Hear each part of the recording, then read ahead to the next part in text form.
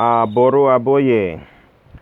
You know, in the wonderful world of Ifa, um, we are pretty consistently drawn into conversations around wealth and around how to help people achieve higher levels of wealth and prosperity. And to the extent that we even have a deity devoted to um, drawing wealth into people's lives, Orisha Ajay.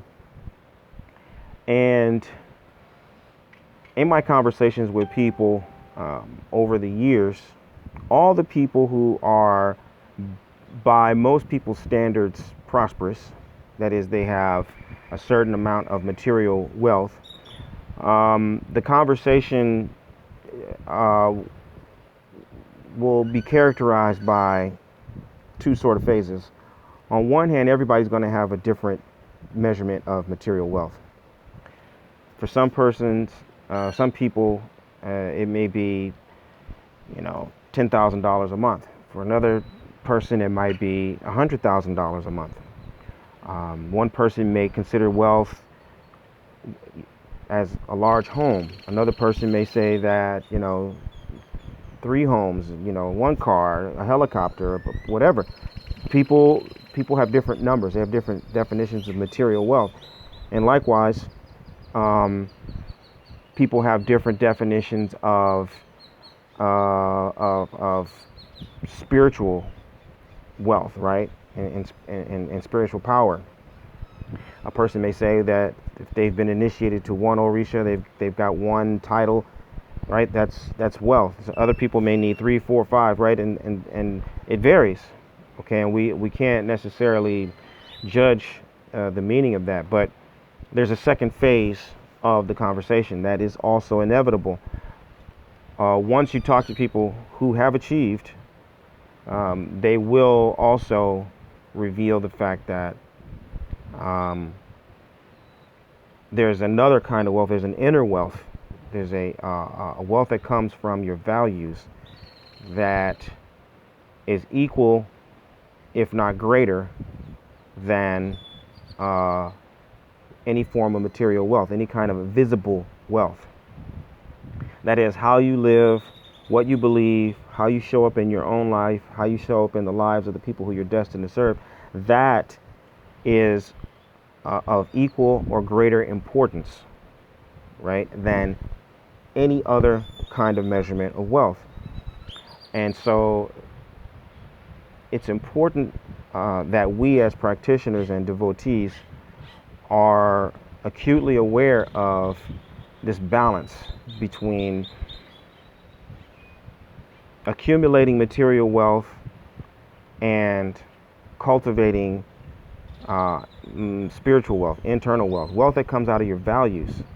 And the only way that you can really make your values known is by the decisions that you make.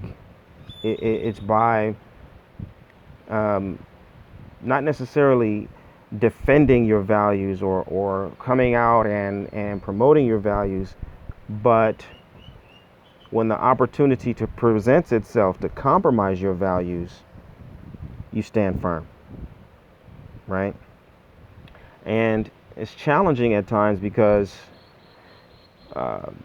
you can have values that conflict with one another, and that's where your true sacrifice yields wisdom. Because in one phase of life, you may have a value for love.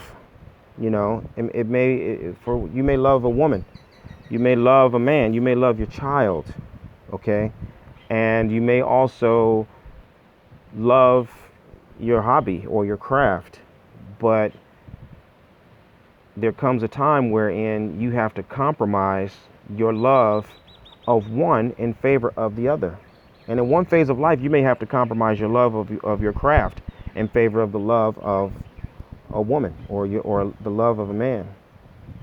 And in another phase of life, however, it may be more important for you to compromise your love of another person in favor of your craft. And your ability to discern how you're going to live out those values is what will increase your wisdom and amplify your sense of gravity, right? You become like a sun at the center of your own universe as you're able to strategically and deliberately make decisions that are going to reinforce the right values at the right time. So it's not a zero-sum game. It's not just a one-size-fits-all and that everybody just has to do this. There's timing. There's a sequence of events that are involved with preparing this masterpiece of your life, and it requires wisdom to know which values you've got to uphold at which time, and to be cognizant of what values you're upholding and what values you're defending and protecting at a given moment, right? Because you may be the only one who fully understands why you're making certain decisions at certain times, and that is where your personal priesthood comes to a super high pitch, because in the final analysis, you have to be the one to learn and improve and show up even more complete and with more power and more with a higher impact, right, in the places that you're destined to serve. And so in the end, what I want you to take away from this conversation is that it's essential that you protect your essence, that you continuously and perpetually train yourself to look inward and to properly evaluate and balance your inner values against any sort of external gain or material benefit. Okay, and be willing always to prioritize your inner growth over any kind of external gain or material wealth and prosperity. This is the essence of personal priesthood. This is what OrisaLifestyle truly hopes or aspires to help you to cultivate within yourself. If you can cultivate this, you will be fulfilled. You will be happy. You will be continuously growing into your authentic self. You will enjoy true power. But if you refuse to take on that aspect of the mission, you will be bound by some form of materialism. You will be consumed with an emptiness, and that translates into a greed that will leave you always reaching out for more and for more and for more, never to be satisfied. So the choice is yours, but in the real sense of it, there is no choice. You know what you have to do. Live the medicine that will heal your life and heal the lives of those who you are destined to serve, starting with yourself. Aboru aboye, aboshishe.